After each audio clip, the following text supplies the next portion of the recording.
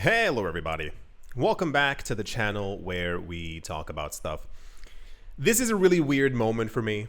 I usually predict or say or think a lot of sometimes very weird things, but to see all the dominoes falling in place correctly, as I called them, is a little odd. I have suspected since I want to say mid 2022, maybe even the beginning of 2022, after the entire Terra Luna and FTX, Sam Bankman-Fried, Do Kwon collapses and price collapses that we saw in the cryptocurrency space, and regulatory heat up within the United States and a bunch of other countries who began to declare that something was wrong with crypto, needed to be regulated, yada yada.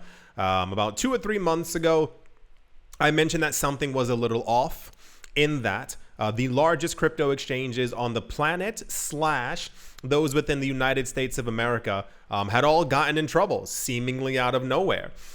They had been asking for cryptocurrency regulations for a long time, regardless of what I might believe cryptocurrency regulations should or should not be.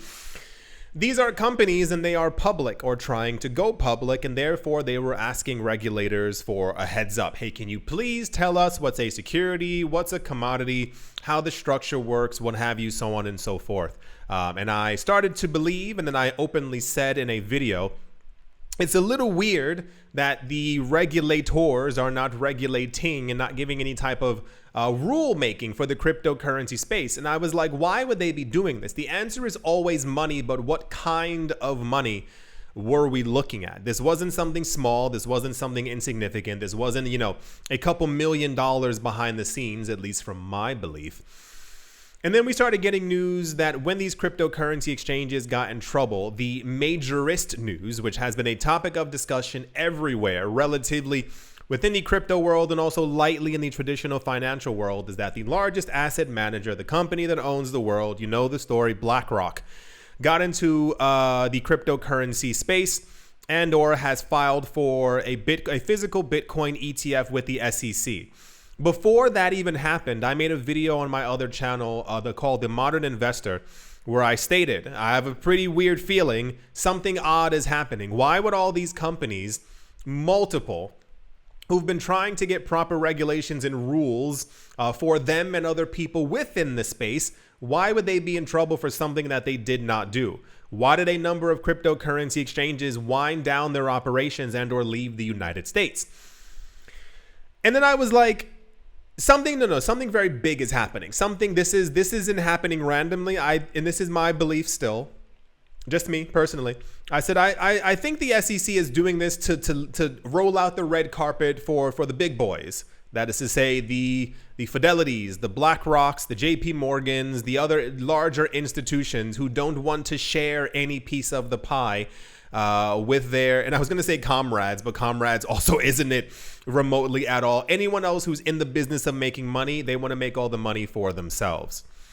The news that BlackRock came out and said that they were going to be filing for a Bitcoin ETF was quite shocking to me. Why? Because every other company who's tried before hasn't been able to get one. We've gone over that before as well, I know, but you have to understand the audacity as a company or an asset manager to think that you are able to file for something when everyone else since 2012 and 13 has been told no. Think of the gall you have to be able to stand up and say, now it's my turn. I'm going to apply and I know that I'm going to get it. Since then, a number of other companies rushed behind them to do the exact same thing. Why? They're BlackRock. You assume that BlackRock is going to get their physical Bitcoin ETF because they're BlackRock. The other companies who have gone behind them are probably assuming that when BlackRock gets approved, every other ETF filing behind it will also be approved as well.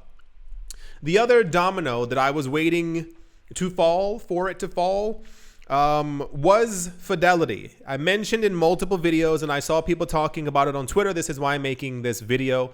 At least at the time of me making this video, the current news is that Fidelity, the other second largest asset manager in the world with $4 trillion, the trillion with a T, worth of assets, is also going to be filing for a Bitcoin ETF. You don't do this unless you know that you're going to get it. These companies, these aren't normal companies. It's kind of like dealing with a mom and pop shop and then dealing with Apple. These are behemoths. These aren't companies who made it this rich by good grace and good intentions towards men. It's more you throw your weight around when you know you have billions and you have trillions, and this is how they kind of came to be. So as always, I'm going to share the article in the description below. It says, Fidelity, an investment giant with $4.2 trillion in assets under management, is reportedly set to file for a spot Bitcoin ETF.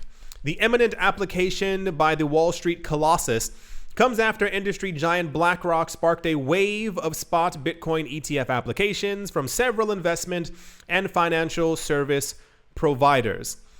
We are currently at the point in the market where so much is happening, it's actually a little bit difficult to keep up with. Normally, cyclically, every 4 years, Bitcoin tends to do the same thing. This is why everyone is getting a little riled up in expectation of Bitcoin's halving. You've heard about it before. Of course, it's majorly in the news. You are going to hear a lot about Bitcoin's halving when we are at the end of this year, moving into next year. And as the days go closer, you're going to see a lot more countdowns and stuff like that. Bitcoin's halving has always historically been the moment where Bitcoin's price begins to really move up as normal people realize, that is to say everyone else, even people not into crypto, begin to realize that the amount of Bitcoin being produced is then cut in half. Therefore, the halving.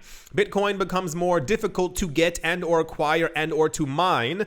And therefore, historically, the price tends to double, triple, quadruple as it's going up as people go into a frenzy trying to get more. It is believed that the 2021 bull run wasn't as crazy because of the world economic crisis and people being inside of their homes. There were other things to think about. When you couple the idea of the Bitcoin halving with the amount of money that's already been waiting on the sidelines for the actual bull run, it's a little insane. There's always money waiting on the sides, waiting for the next bull run, waiting for the bottom to happen so that people can buy at the lowest point. Prices end up going a lot higher. When you couple that with the news that we've been getting actively daily of the largest banks in the world getting into crypto, trying to custody, buy, hold, and sell crypto, I will repeat once again, you as a bank cannot offer your clients Bitcoin unless you as the bank are already holding Bitcoin. I cannot offer you apples unless I am already holding apples myself. We know that these banks are into crypto, and it's more so it's time for people within the cryptocurrency space to realize this as well. When you couple all of that with the idea of BlackRock and Fidelity getting into the physical Bitcoin space, these aren't normal ETFs. These are physical spot Bitcoin ETFs, which means that the company itself will be accumulating actively Bitcoin. We will be able to see in real time how much their fund has. The domino effect comes in that other people see a larger player getting into the game and they go, we got to do the exact same thing. We got to have some Bitcoin on our sheets. This is the same exact thing where you may have seen increased speculation and news and technology stuff when it comes to Apple's gigantic headset. People were making fun of it. This is the moment that is going to push AR and metaverse into the mainstream. You laugh at it now. People are going to have these in their homes, walking down the street. People are going to be using them. Samsung, Google, Amazon, and you name it are going to copy them and make other versions of them that are probably cheaper or whatever the case might be, and then everyone will have one. It's the same exact thing for a Bitcoin ETF. You usually need the largest player in the game. When you see that BlackRock is into Bitcoin, you as a financial institution, you get into Bitcoin. There's no longer a let's stand on the sidelines. We already know that there are tons of companies who own egregious amounts of crypto. We've gone over that many other times before. We know that there are individuals on the planet who have openly told us that they own 30, 40, 50, 120,000 Bitcoin. I think the market is not ready for what's going to happen. That once again is not trying to get you to FOMO, but I think that people don't understand what's taking place. I think a lot of people psychologically are used to the world that we live in, where Bitcoin's fluctuating or going down or having price troubles or not doing well or not responding, or they're accumulating all the Bitcoin that there is. We've gone over that on this channel for a number of years now. When the amount of Bitcoin gets cut in half, that's going to be created, and there's a frenzy to buy even more. We also have had recent reports that the amount of Bitcoin that's actively on crypto exchanges, that is to say, that's actively available for people to buy, is at one of its lowest rates ever. More and more Bitcoin continues to be taken off and bought of crypto exchanges, and then it's held, it's put into custody, it's put into cold storage, and a lot of it hasn't moved for years.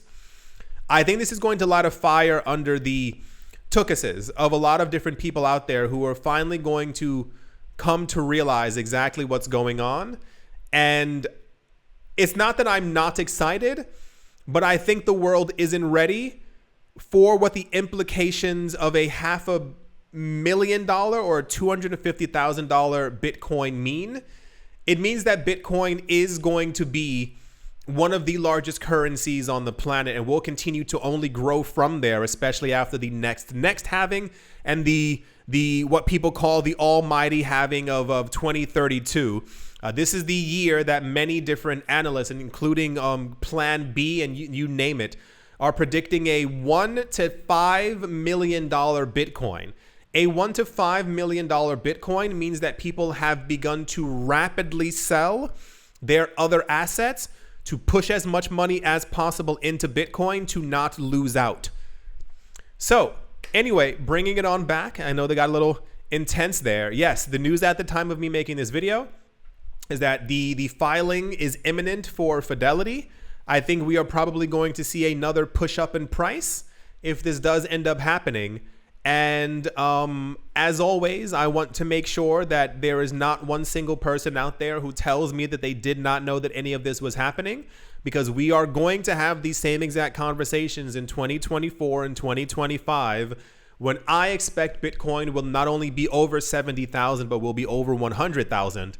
And I simply, as always, want the cryptocurrency space to be prepared. Yeah, I do sincerely hope that you have all enjoyed. I do hope that you are all having a great day, a great morning, a great afternoon, a great evening, wherever you are, wherever you might be. I do hope it's absolutely fantastic. Thank you all once again for watching, listening, liking, commenting, and or supporting. And I will most certainly be talking to you all soon. See you.